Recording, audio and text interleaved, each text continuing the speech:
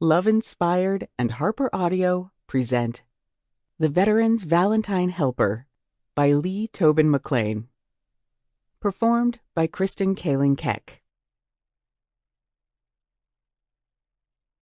And ye shall know the truth, and the truth shall make you free. John 8:32. To imperfect moms of imperfect kids everywhere. Chapter 1. April Collins parked in front of her new temporary home, yawned, and stretched tired muscles. Driving all night had been best for her 6-year-old twins, but she was exhausted. She looked up at the blue sky and thanked God for a sunny day and a truck that had made it from Chicago to western Pennsylvania. A fresh start for the new year. She'd grown up here in Holiday Point, rebelled and gotten her heart broken here, and had escaped the town eagerly. Now she hoped it would be a refuge. The carriage house in front of her was made of old white brick with blue trim. Foot-long icicles hung from the gutters, and just past the tree-lined backyard, she caught a glimpse of the sparkling river.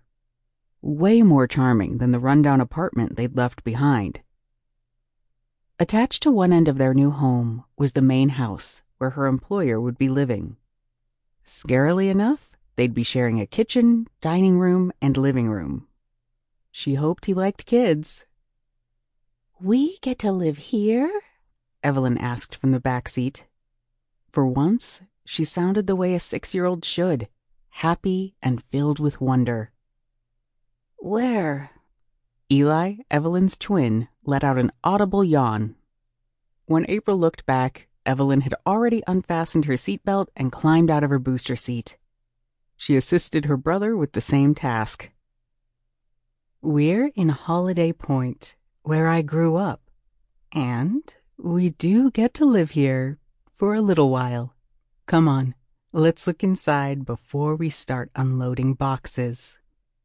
April climbed out and helped the twins down from the high seat, then made sure they were stable on the icy, rocky twin path of a driveway.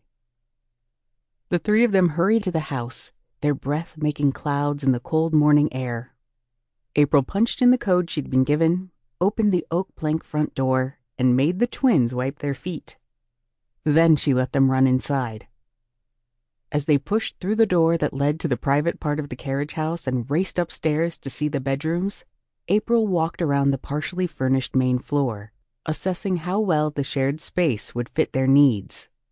If she could move the table into the kitchen, she and her employer could use the dining room for an office.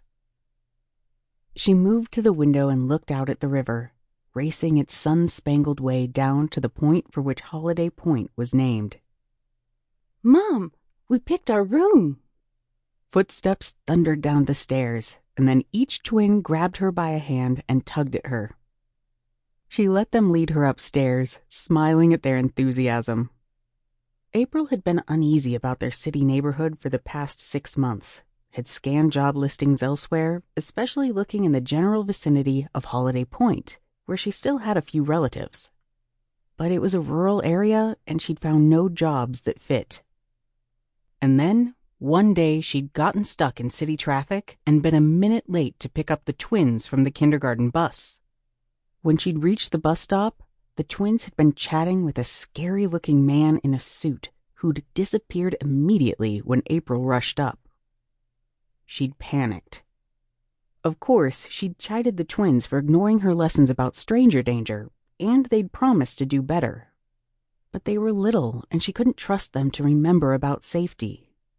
That night, she'd stayed up searching job postings and rentals, praying for a pathway to a safer life for her children. In the morning, a new position had appeared on her job feed: freelance writer to help veteran with true crime story. God had been looking out for her, preparing her when he'd prompted her to turn her interest in writing into a side hustle, creating content for parenting and childcare blogs. She'd even written a couple of articles about parenting for military and law enforcement websites, and that was what had convinced the hiring agency to offer her this new job. "We want Sample complete. Ready to continue?